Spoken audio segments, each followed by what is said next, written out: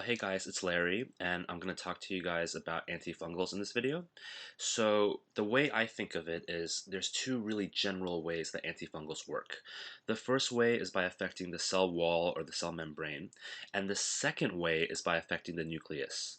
So let's first talk about the first way, okay? So the first drug let's talk about is amphotericin B. Amphotericin B is going to affect the cell wall, cell membrane, and it's going to do so by physically punching holes through it. So amphotericin B literally tears holes, it punches holes, and by punching holes, it allows the fluids to leak in and out, all the electrolytes to leak in and out, and that's how we kill the fungi. And what you want to remember for Ampho B is a few of the toxicities. The toxicities that you really want to know about is the nephrotoxicity. It's very, very bad for your kidneys. Also, remember the shake and bake. Remember that there is an acute reaction that can happen when I give Ampho to someone where they get fevers and they get chills, okay? And also remember that if I want to decrease the toxicity or increase the efficacy of the drug, I can use a liposomal preparation. They're a little bit more expensive, they're a little bit harder to get, but that can decrease the toxicity and it can increase the efficacy of drugs like Ampho B. Okay, so that was the first way. First way is by physically just punching holes through the cell wall or cell membrane. The second way we can affect the cell wall or cell membrane is by affecting the sterol synthesis. So right here, the sterol synthesis, and we can do that by two mechanisms. We can either use the azoles, which affects this step right here. So do remember this enzyme. It's called 14 alpha demethylase. That's going to be the step from lanasterol to ergosterol. Okay, that's the first way. The second way is we can still inhibit this entire pathway by affecting the squalene epoxidase. And the way we do that is by using the drug terbinafine. So by affecting the squalene epoxidase, we're still not going to eventually build that sterol.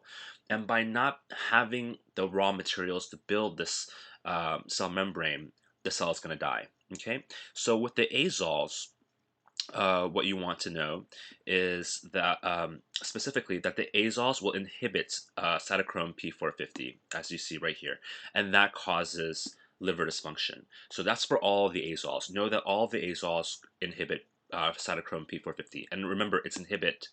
It doesn't induce it, meaning it decreases the activity of it. And the other thing you want to know is specifically for the drug ketoconazole, it's going to affect testosterone. Specifically, it's going to decrease the amount of testosterone in the body. So in males, you might see gynecomastia. And the way I like to remember that it's ketoconazole that does testosterone is it has a TO in ketoconazole, and that helps me remember that it's the one that affects testosterone. Okay, so we talked about two ways now. We talked about punching a hole. We talked about not building the sterol by using the azoles, and the other way was through terbinafine. So when you use this drug, here, let me just scroll down. What you want to remember about this drug is it's mostly used for like fungal nail infections and stuff like that. And the way it does so is through the same mechanism, through the same pathway, I'm sorry, but through a different part of the pathway. It's affecting the squalene epoxidase, which is higher up in the pathway, but you're still not going to build the sterols that you need for the cell wall. Okay? And finally, the last way we're going to talk about to affect the cell wall and the cell membrane is the echinocandins, specifically caspofungin. The other two are a little bit lower yield. This one here has a little bit less P450 interaction. This one here is almost never used in the hospital. But caspofungin is the one you really want to remember as the echinocandin, and it's just another way to affect the cell wall. And if we scroll down a little bit, where is it?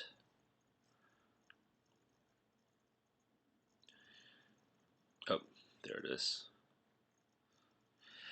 With this drugs, just remember that it's inhibiting the synthesis, specifically of the beta glucans. What it really does is it prevents them from assembling in a way such that they can assemble in a network, and that when it can't assemble into that network, the entire cell kind of just falls apart. Okay. Next, we have the other way that we can affect the cell, which is the fungi, which is we can affect the nucleus. And there's two ways to affect the nucleus. The first way is with 5-FU, that's going to inhibit nucleic acid synthesis, and the other way is to use griseofulvin. So 5-FU is kind of an old drug, and it's going to prevent DNA and RNA synthesis. Okay, and it can cause bone marrow suppression. With griseofulvin, it does it by another mechanism. It's going to interfere with the microtubules. And when it interferes with the microtubules, you can no longer go through the S phase of the cell, and the fungi will again die. And with griseofulvin, remember that it's teratogenic. That's a big thing to know. So you cannot give griseofulvin to pregnant ladies. And the other big thing to know is that it increases the activity of P450. In other words, it'll make it so that drugs such as warfarin or any other drugs that usually use P450 for metabolism, you're going to have a much greater metabolism of it. Okay? So you're going to have much less of that in your system. So make sure you just remember all the names of the drugs, remember where they work, and remember exactly how they work. Okay? And if you have any more questions, make sure to text me or Facebook message me, and good luck on your exam.